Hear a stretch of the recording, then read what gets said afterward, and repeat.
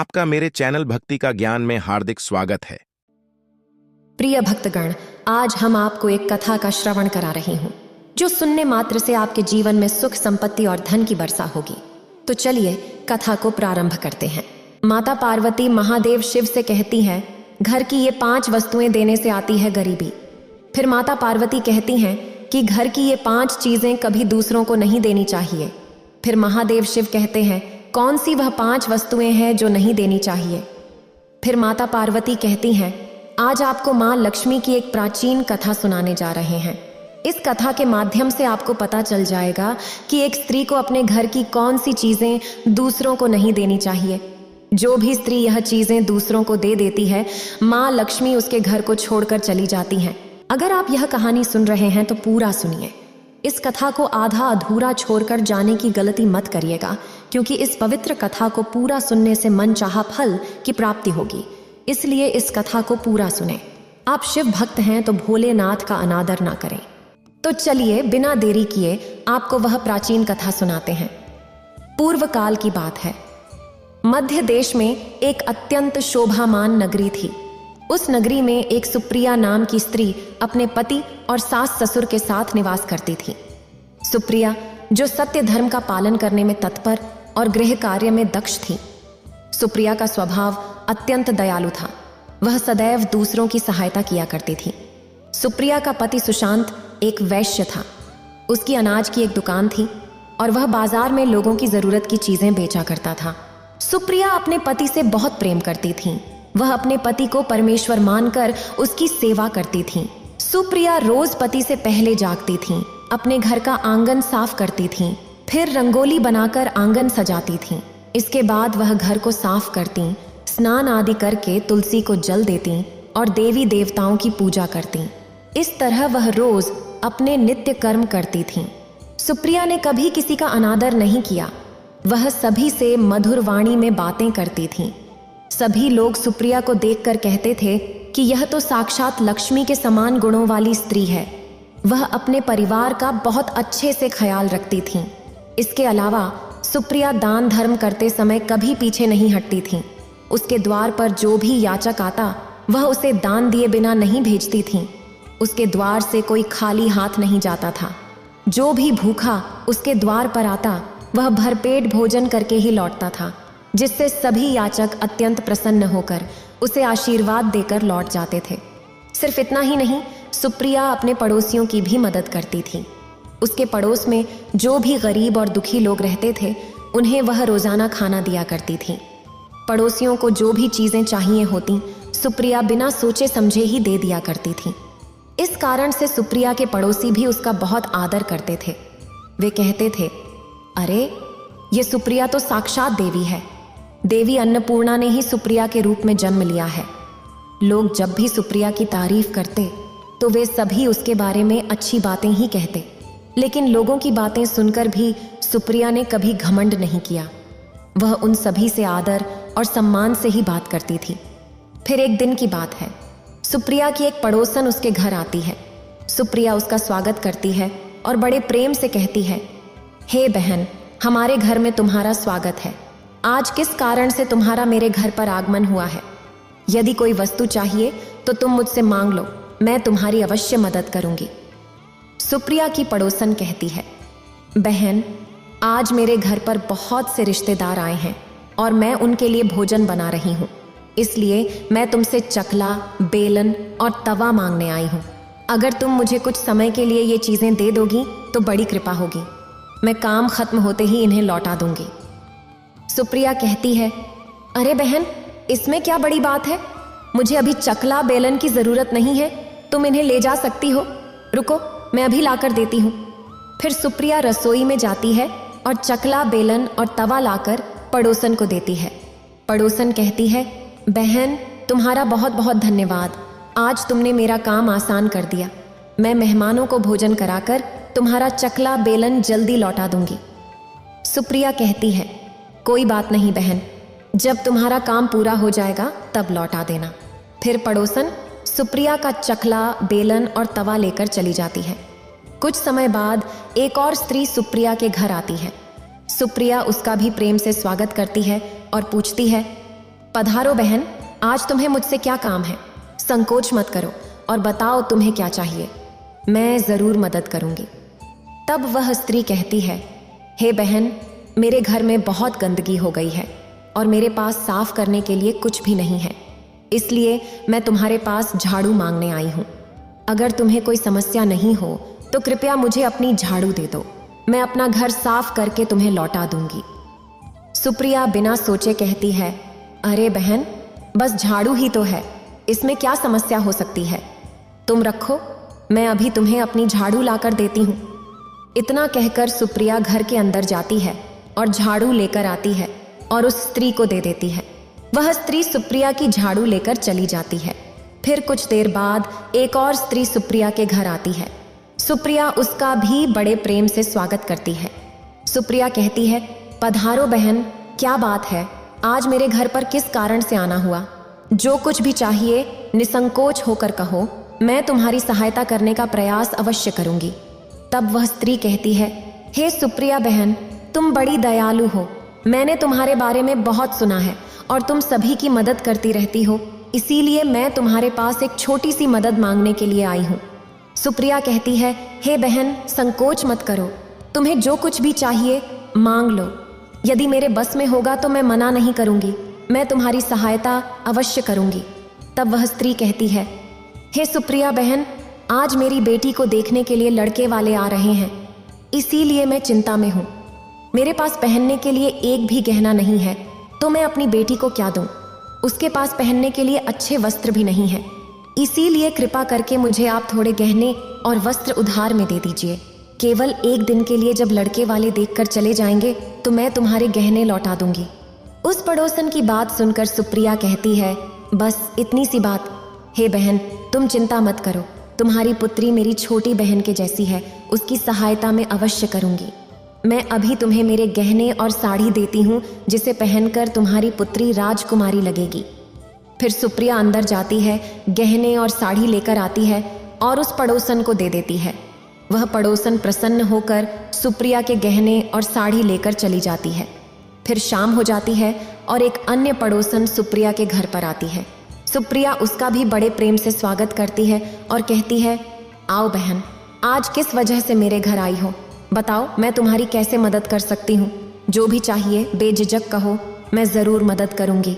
पड़ोसन कहती है, सुप्रिया बहन, तुम बहुत दयालु हो और हमेशा सबकी मदद करती हो, इसलिए मैं तुम्हारे पास आई हूँ। मेरा बच्चा भूखा है और उसे दूध नहीं है, इसलिए मैं तुमसे दूध मांगने आई थी। अगर थोड़ा सा दूध मिल जाता तो बड़ी कृपा होती।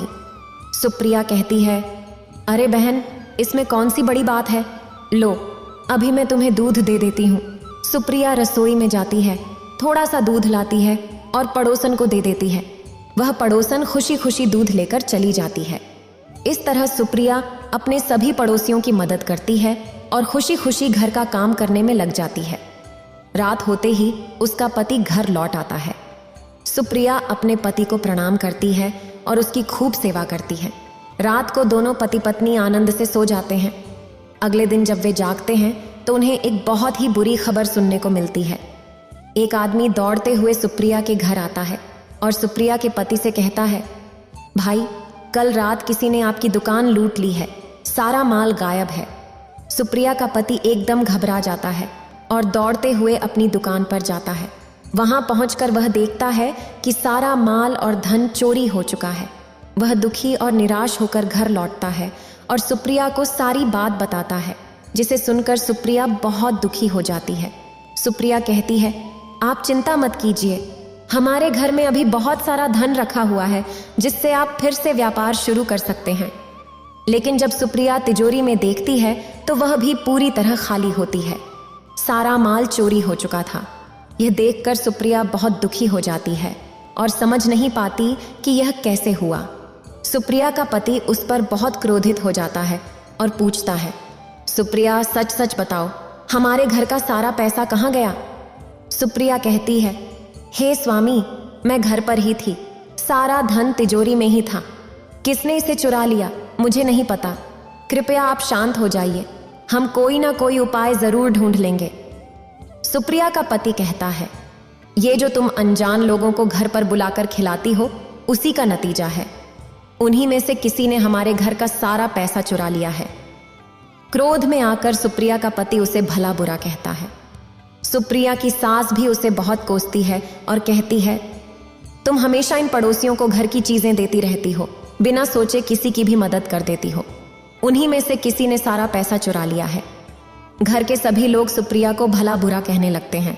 फिर सुप्रिया अपने पति को दिलासा देते हुए कहती है, हे नाथ, मैंने अपने कुछ गहने हमारी पड़ोसन को दिए हैं, मैं उनसे गहने लेकर वापस आती हूँ।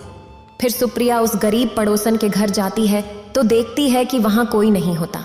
वह स्त्री भी घर छोड़कर सुप्रिया के गहने लेकर भाग गई होती है। सुप्रिया निराश होकर घर लौटती है और अपने पति को सारी बात बता देती है।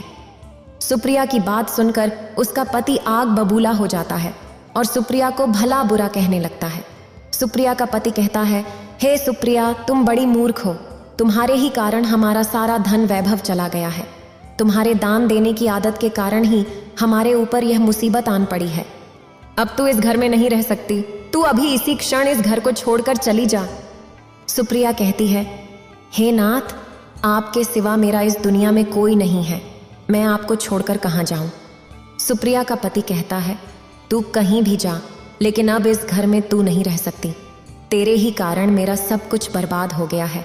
तू इस घर में रहेगी तो बचा कुछ भी नष्ट हो जाएगा। सुप्रिया अपने पति को हाथ जोड़कर विनती करने लगती है, हे स्वामी, ऐसा ना कहिए, मैंने कोई अपराध नहीं किया है। आपके बिना मैं जीवित नहीं रह सकती, मुझे घर से मत निकालिए। लेकिन सुप्रिया का पति उसकी एक नहीं सुनता और उसे अपने घर से धक्के मारकर निकाल देता है। वह कहता है, अब तू इस घर से चली जा और लौट कर मत आना। चाहे तो किसी नदी में कूद कर अपनी जान दे दे, लेकिन अब तू इस घर में मेरे साथ नहीं रह सकती। फिर सुप्रिया दुखी होकर रोते हुए अपने पति के घर को छोड़कर चली जाती है। चलते चलते सुप्रिया माता लक्ष्मी के मंदिर में जाती है और माता लक्ष्मी से प्रार्थना करते हुए कहती है, हे माँ, मैंने ऐसा कौन सा पाप किया है जो मेरी ऐसी दशा हो गई है। हे माँ लक्ष्मी, मैं तो नित्य आपकी पूजा करती थी, फिर भी आपने मेरा घर क्यों छोड़ दिया? कृपया मुझे बताओ माँ, मैंने ऐसा कौन सा अपराध किया जो आप मुझसे रूठ गई हो? फिर सुप्रिया वहीं पर बैठकर सोचने लगती है, यदि मेरे पति मुझे स्वीकार नहीं करेंगे तो मैं जीवित रहकर क्या करूं? यदि मेरे ही कारण मेरे पति की दुर्दशा हुई है तो मुझे जीवित रहने का कोई अधिकार नहीं है। इतना सोचकर सुप्रिया अपने प्राण देने के लिए नदी की तरफ जाने लगती है। नदी के पास जाकर सुप्रिया माता लक्ष्मी से प्रार्थना करती है, हे माँ लक्ष्मी, अब मैं अपने प्राण देने जा रही हूँ। यदि मेरी पूजा में कोई कमी रह गई हो तो मुझे माफ कर देना। मैं अपने पति के बिना जीवित नहीं रह सकती, इसलिए अब मैं इस नदी में कूदकर अपने प्राण दे दूंगी। इतना कहकर सुप्रिया नदी में कूदने ही वाली होती है कि साक्षात माँ लक्ष्मी उस स्थान पर प्रकट हो जाती हैं। महालक्ष्मी सुप्रिया से कहती हैं, रुक जाओ सुप्रिया, रुक जाओ पुत्री, तुम यह क्या कर रही हो? सुप्रिया आंखें खोलकर देखती है कि साक्षात माँ लक्ष्मी उसके सामने खड़ी हैं। माँ लक्ष्मी के दर्शन करके सुप्रिया बहुत प्रसन्न हो जाती है और माँ को बारंबार नमस्कार करते हुए कहती है, हे माँ लक्ष्मी, मुझे माफ कर दो, मैं बहुत बड़ी गलती करने जा रही थी। देवी लक्ष्मी कहती हैं, हे सुप्रिया, मनुष्य को अपने प्राण स्वयं नहीं लेने चाहिए, यह महापाप है। ईश्वर ने जो शरीर दिया है उसे ऐसे नष्ट नहीं करना चाहिए। सुप्रिया कहती है, हे माँ, मैं मजबूर हूँ, मेरे पति ने मुझे छोड़ दिया है और एक स्त्री अपने पति के बिना नहीं रह सकती। मैं अपने पति के बिना जीवित नहीं रह सकती, इसलिए मैं अपने प्राण देने जा रही हूँ। देवी लक्ष्मी कहती हैं, हे सुप्रिया, मैं सब जानती हूँ और यह भी जानती हूँ कि तुम्हारे पति ने तुम्हें क्यों छोड़ा है। ये सब तुम्हारी ही गलती के कारण हुआ है। तुमने अनजाने में कुछ ऐसी चीज़ों का दान किया था जिसके कारण मुझे तुम्हारा घर छोड़ना पड़ा। जो भी स्त्री अपने घर की इन चीज़ों को दूसरों को दे देती है, उनके घर में मेरा वास नहीं होता। मैं उन वस्तुओं के साथ ही उनका घर छोड़ देती हूँ। तब सुप्रिया कहती है, हे माँ, वे कौन सी वस्तुएं हैं? कृपया मुझे बताइए, मैंने कौन सी वस्तुओं का दान किया जिसके कारण आपने मेरे घर का त्याग किया है? देवी लक्ष्मी कहती हैं, पुत्री, अब ध्यान से सुनो, मैं तुम्हें उन चीज़ों के बारे में बताती हूँ जो किसी भी स्त्री को दूसरों को नहीं देनी चाहिए। इन चीजों का दान करने पर मैं उस घर को छोड़कर चली जाती हूँ। सबसे पहली वस्तु है चकला, बेलन और तवा। किसी भी स्त्री को अपने घर का चकला, बेलन और तवा कभी दूसरों को नहीं देना चाहिए। रसोई घर में इन वस्तुओं का महत्व सबसे अधिक होता है। इन वस्तुओं की पवित्रता सदैव बनी रहनी चाहिए। इन्हीं वस्तुओं से महादेव विष्णु को प्रसाद बनाया जाता है और तवे पर बनी पहली रोटी भी गाय को खिलाई जाती है। इसीलिए इन वस्तुओं को हमेशा स्वच्छ और शुद्ध रखना चाहिए। दूसरों को देने पर ये अपवित्र हो सकती हैं और फिर इनका उपयोग करना अशुभ फल प्रदान करता है। इसीलिए सुप्रिया, तुमने अपने रसोई घर के चकला, बेलन और तवा अपनी पड़ोसन को देकर पहली सबसे बड़ी भूल की है। आगे माँ लक्ष्मी कहती हैं, हे सुप्रिया, अब तुम दूसरी वस्तु के विषय में सुनो। तुमने अपनी पड़ोसन को अपने घर में रखी हुई झाड़ू दे दी, जिसमें मेरा सदैव वास होता है और जो मुझे सबसे अधिक प्रिय है। तुमने उसे ही दूसरे को दे दिया, तो फिर मैं तुम्हारे घर में कैसे ठहरती? हे सुप्रिया, जो स्त्री अपने घर की झाड़ू दूसरों को दे देती है वह मुझसे दूर हो जाती है। मैं उसके घर को छोड़ देती हूँ। झाड़ू से घर की सफाई की जाती है और जहाँ सफाई होती है वहीं मेरा वास होता है, इसे ध्यान में रखना। सुप्रिया, घर में झाड़ू को हमेशा छिपाकर रखना चाहिए। झाड़ू पर बाहरी व्यक्ति की नज़र नहीं पड़नी चाहिए।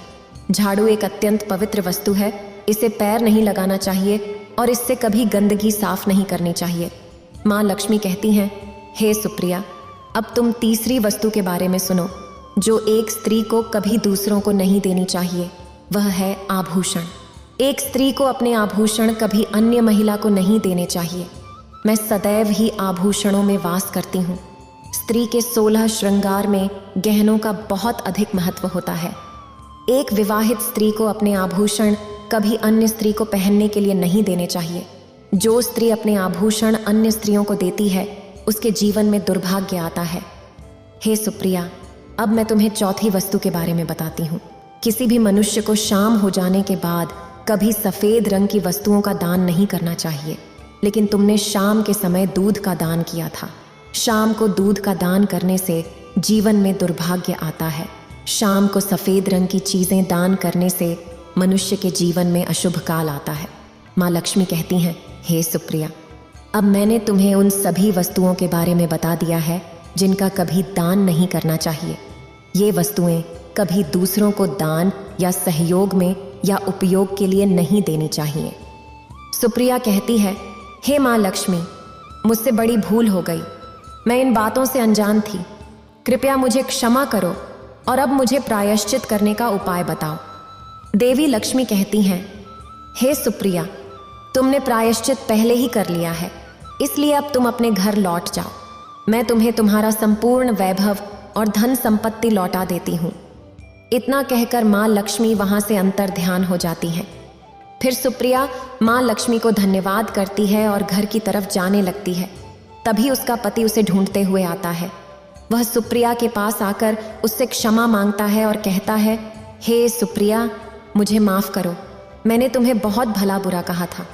तुम तो साक्षात देवी के समान हो।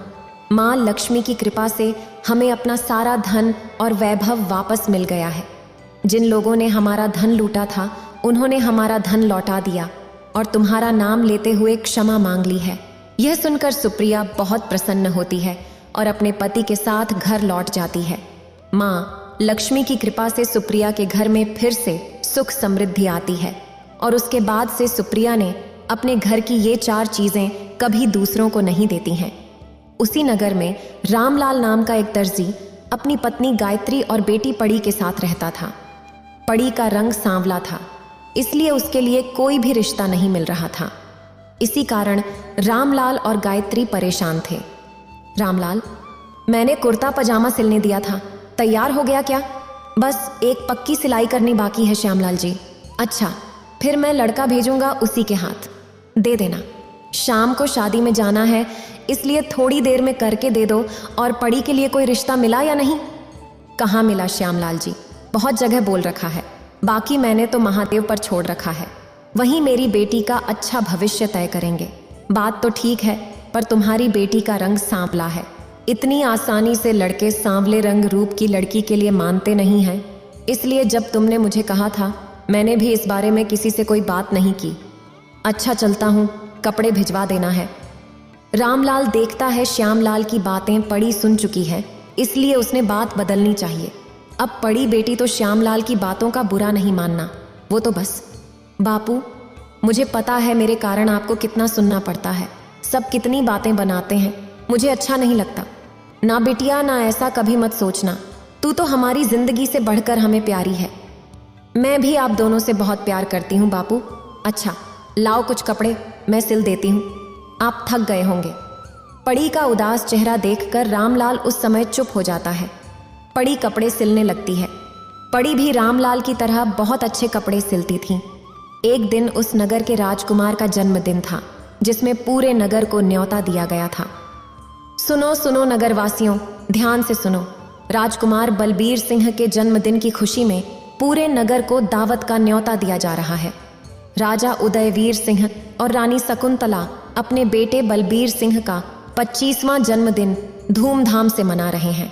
अरे वाह, राजकुमार बलबीर सिंह के जन्मदिन की दावत सचमुच देखने लायक होगी। मैं तो बहुत सुंदर तैयार होकर जाऊंगी, लेकिन हम राजकुमार को क्या उपहार देंगे? ऐसे खाली हाथ जाना तो अच्छा नहीं लगेगा, है ना? हम क्या देंगे? हमारे माँ बापू भी तो जा रहे हैं, वही देंगे, हम क्यों चिंता करें? पूरे नगर के लोग राजकुमार के जन्मदिन में जाने की तैयारी कर रहे थे। सुनो जी, मैं सोच रही थी कि हम दोनों तो जन्मदिन की दावत में जा नहीं रहे। तुम्हारी तबीयत भी ठीक नहीं है, पर किसी न किसी को तो जाना चाहिए। इसलिए पड़ी को उसकी सहेलियों के साथ भेज देते हैं, नहीं तो महाराज और महारानी को बुरा लगेगा। ठीक है, बात सही रहेगी। पड़ी बिटिया, तुम राजकुमार बलबीर सिंह के जन्मदिन की दावत के लिए चली जाना। ठीक है, अब चिंता मत करो, मैं रूपा और रूपाली के साथ चली जाऊंगी। पड़ी राजकुमार के जन्मदिन के लिए जाने के लिए तैयार तो हो गई, पर वो यही सोच रही थी कि आखिर वो राजकुमार के लिए उपहार में क्या ले जाए। तभी उसके दिमाग में तरकीब आई। राजकुमार के जन्मदिन के लिए एक सुंदर सी पोशाक तैयार करके ले जाती हूँ, उन्हें पसंद आएगी। पड़ी राजकुमार के लिए बहुत ही सुंदर पोशाक तैयार करती है और सबके साथ राजमहल पहुंचती है। बहुत संख्या में लोग जन्मदिन की दावत में पहुंचे थे। उन सब के बीच पड़ी घबरा रही थी। राजकुमार को तो इतने ढेरों उपहार मिल रहे हैं, इतने सारे उपहारों में मेरे द्वारा सीली हुई मामूली सी पोशाक क्या राजकुमार को पसंद आएगी? राजकुमार को अपने हाथ से देने की हिम्मत तो मुझ में है नहीं, चुपचाप उनके कक्ष में रख देती हूँ। पड़ी पोशाक को राजकुमार के कक्ष में रखकर घर आ जाती है। पड़ी बिटिया, तू राजकुमार से मिले बिना ही वापस आ गई। उन्हें कैसे पता चलेगा कि तूने उन्हें वह पोशाक उपहार में दी है? कोई बात नहीं बापू, वैसे भी अब तक राजकुमार इतने सारे उपहारों के बीच मेरी दी हुई पोशाक भूल चुके होंगे। लेकिन पड़ी जैसा सोच रही थी वैसा कुछ भी नहीं था। जब राजकुमार अपने कमरे में पहुंचा तो उसने वह पोशाक वहां रखी देखी। अरे, यह पोशाक मुझे किसने दी है? यह तो बहुत सुंदर पोशाक है। अद्भुत। मुझे याद है कि सबने मुझे उपहार दिए थे, मैंने सबका चेहरा देखा, लेकिन यह उपहार तो मेरे हाथ में किसी ने नहीं दिया। कैसे पता चलेगा कि यह उपहार किसने दिया है? और बिना मेरे हाथ में दिए ही यहां मेरे कक्ष में रख दिया। राजकुमार महाराज, महारानी, सेनापति, दास दासी सबसे पूछता है, पर किसी को भी इस बारे में कुछ नहीं पता था। राजकुमार हैरान रह जाता है कि ऐसा क्यों हुआ। अगर किसी ने इतना सुंदर उपहार देना भी था तो सामने से देता, चोरी छुपे कौन रख गया? राजकुमार वापस अपने कक्ष में आता है, तभी उसकी नज़र अपने द्वार पर अटके एक दुपट्टे के टुकड़े पर जाती है। राजकुमार महल की सभी दासियों से दुपट्टे के टुकड़े के बारे में पूछता है, पर किसी भी दासी के पास ऐसा दुपट्टा नहीं था। राजकुमार को यकीन हो जाता है कि यह टुकड़ा यकीनन उसी लड़की के दुपट्टे का है जो उसके कमरे में वह पोशाक रख कर गई है। राजकुमार ने पूरे नगर में सैनिकों को भेजा ताकि पता लगाया जा सके कि वह पोशाक किसने दी थी। सभी ने मना कर दिया और कहा, हमने तो बहुत महंगा उपहार दिया था, राजकुमार को चांदी की प्याली दी थी, हमने यह पोशाक उपहार में नहीं दी। उस समय रामलाल, उसकी पत्नी और बेटी पड़ी नगर से बाहर गए हुए थे, इसलिए उनसे पूछताछ नहीं हो पाई। लेकिन सैनिकों ने यह बात राजकुमार को नहीं बताई। राजकुमार बहुत परेशान था और अब उसके पास एक ही रास्ता बचा था, इस दुपट्टे के टुकड़े की असलियत जानने का। माँ, पिताजी, अब मेरे पास एक ही रास्ता है। मैं अपना स्वयंवर रखना चाहता हूँ ताकि सभी लड़कियाँ उसमें आएं और वही पोशाक पहने जो उन्होंने मेरे जन्मदिन के उत्सव में पहनी थी। इससे मुझे पता चल जाएगा कि यह दुपट्टे का टुकड़ा किसका है और मैं उसी लड़की से विवाह करूँगा। इससे मेरे प्रश्न का उत्तर भी मिल जाएगा। ठीक है पुत्र, तुम अब योग्य हो चुके हो कि अपना जीवन साथी चुन सको। जैसी तुम्हारी इच्छा, हम नगर में तुम्हारे स्वयंवर की घोषणा करवा देते हैं। राजकुमार ने दुपट्टे के टुकड़े के बारे में किसी से कुछ नहीं कहा। वह चुपचाप उस लड़की के बारे में जानना चाहता था जिसके दुपट्टे का यह टुकड़ा था। नगर में घोषणा कर दी गई और यह बात रामलाल के कानों तक भी पहुंची। पड़ी बेटी, तुम्हें भी स्वयंवर में जाना चाहिए। तुम्हारे पिताजी सही कह रहे हैं पड़ी बेटी। नगर की सभी लड़कियां स्वयंवर के लिए जा रही हैं। अगर तुम नहीं गई तो महाराज नाराज हो जाएंगे। उन्होंने नगर की सभी युवा कन्याओं को स्वयंवर के लिए बुलाया है, पर मेरा वहां जाने का कोई फायदा नहीं, क्योंकि मैं तो देखने में बिल्कुल भी सुंदर नहीं हूं। राजकुमार तो मेरी ओर देखेंगे तक नहीं, फिर मैं वहां जाकर क्या करूंगी? बेटी, ये तो भाग्य की बात है। अगर तुम्हारे भाग्य में सुख लिखा है तो उसे कोई नहीं छीन सकता, और यदि नहीं लिखा तो तुम अपना कर्तव्य निभा कर लौट आना। नगर की सभी लड़कियां उसी पोशाक में राजमहल पहुंचती हैं जो उन्होंने राजकुमार के जन्मदिन के उत्सव में पहनी थीं। राजकुमार की नजरें तो उस लड़की को ढूंढ रही थीं जिसके दुपट्टे का टुकड़ा अभी भी राजकुमार के हाथ में था। राजकुमार ने आज वही पोशाक पहनी थी जो पड़ी ने उसे उपहार में दी थी। इनमें से तो कोई भी लड़की वो नहीं है। आखिर ये किसके दुपट्टे का टुकड़ा है? कहीं मेरी ये योजना विफल ना हो जाए। राजकुमार अभी इस बारे में सोच ही रहा था कि तभी पड़ी महल में प्रवेश करती है। पड़ी ये देखकर हैरान रह जाती है कि राजकुमार ने वही पोशाक पहनी है जो उसने सील कर दी थी। राजकुमार ने मेरी दी हुई पोशाक पहनी है, इसका मतलब राजकुमार को मेरे द्वारा सिली हुई पोशाक पसंद आई। ये देखकर मैं बहुत खुश हूँ। बापू और माँ अगर ये सुनेंगे तो वो भी बहुत खुश होंगे। पड़ी भी ये सब देखकर मुस्कुरा ही रही थी कि तभी राजकुमार बलबीर सिंह की नज़र उसकी पोशाक पर जाती है। यही है वो जिसकी मुझे तलाश थी। आप सब जानना चाहते हैं कि मैंने ये स्वयंवर क्यों रखा है? क्योंकि मैं अपना जीवन साथी चुनना चाहता था।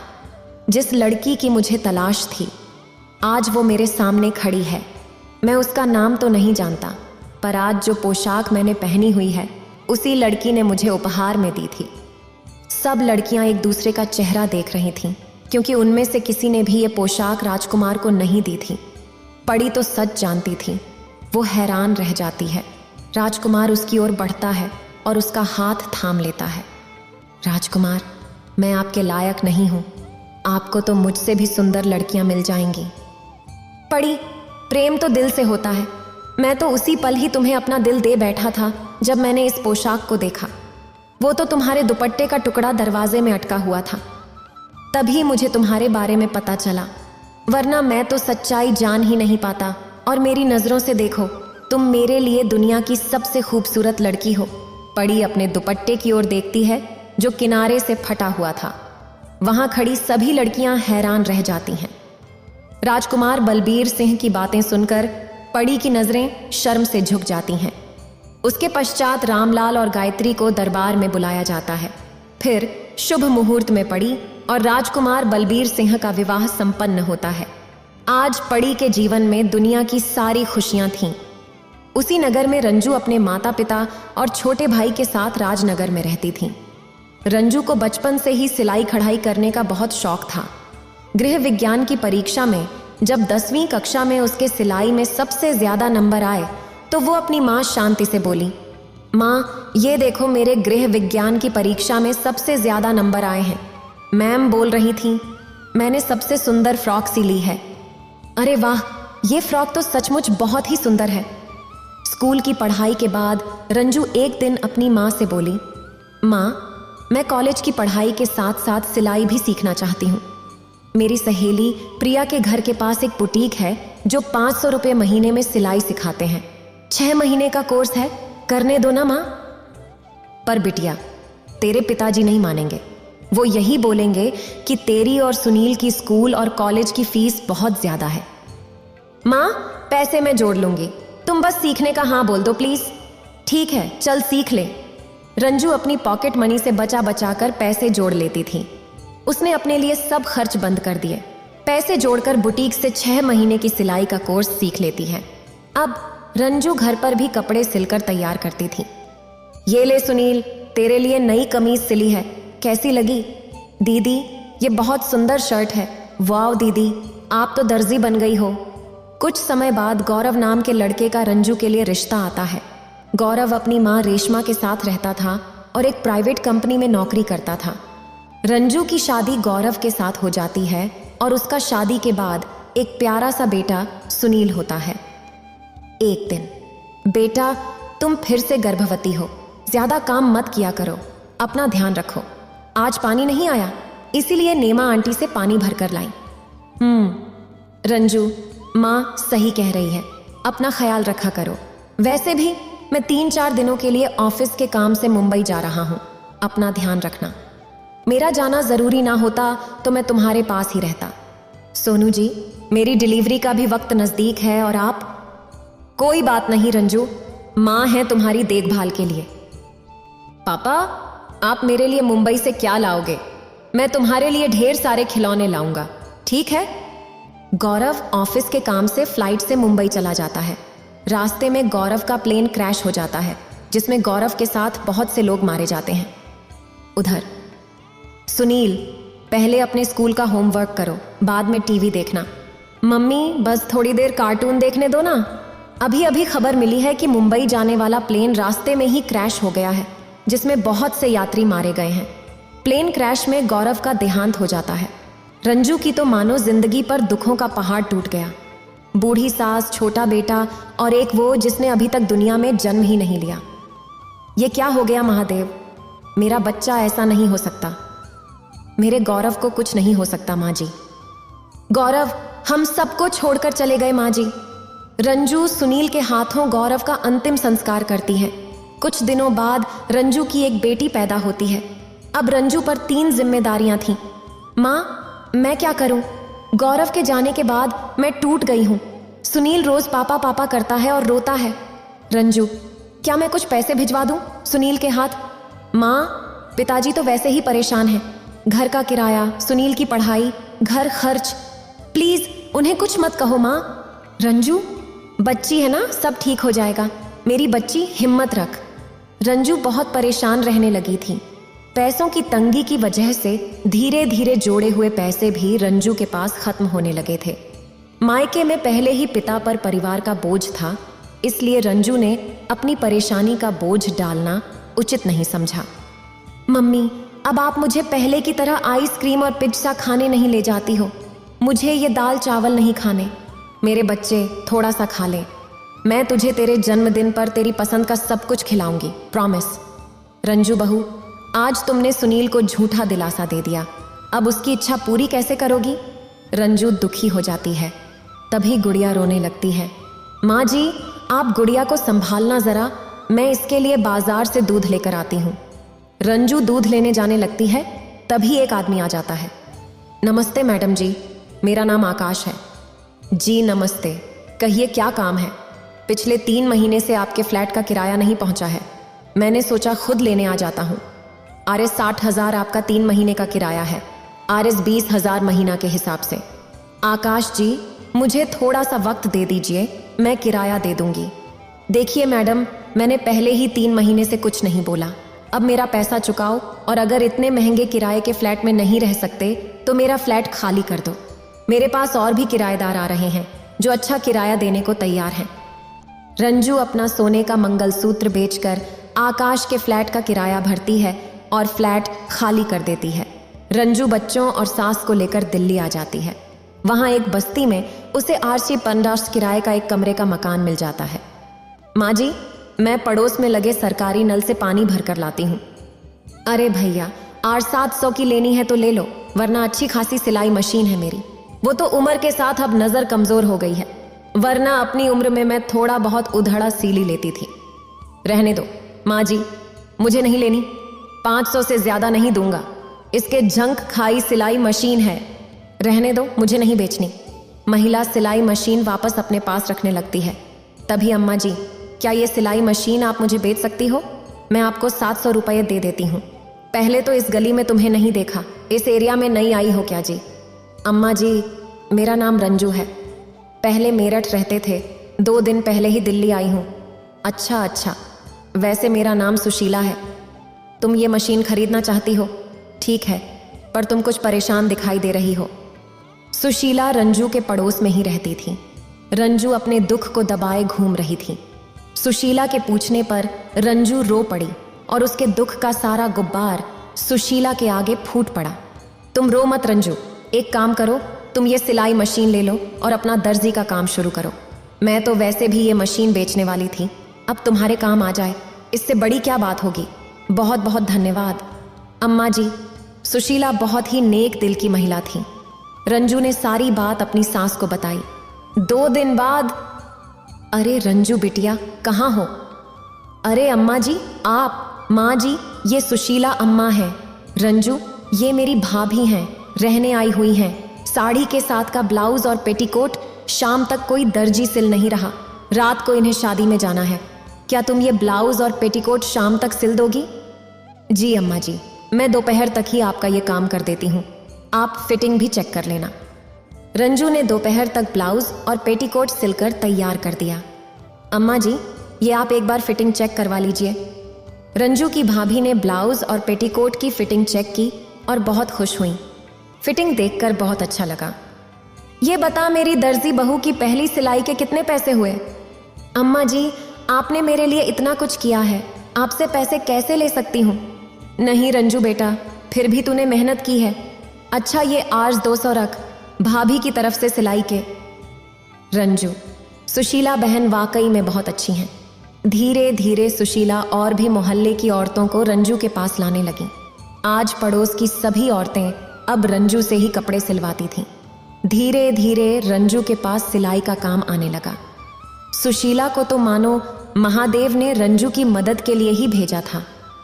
माँ जी, महादेव की कृपा से और सुशीला जी के साथ से अब मेरी थोड़ी बहुत कमाई शुरू हो गई है। मैं सुनील को यहाँ किसी स्कूल में दाखिल करवा देती हूँ। ठीक है बहू, तुमने गौरव के जाने के बाद इतनी मुश्किलों के बीच हम सबका ख्याल रखा, तुम बहुत ही हिम्मत वाली हो। रंजू ने सुनील को फिर से स्कूल में दाखिल करवा दिया और अब रंजू सारा दिन सिलाई का काम करती और साथ ही अपनी सास और दोनों बच्चों की देखभाल भी करती।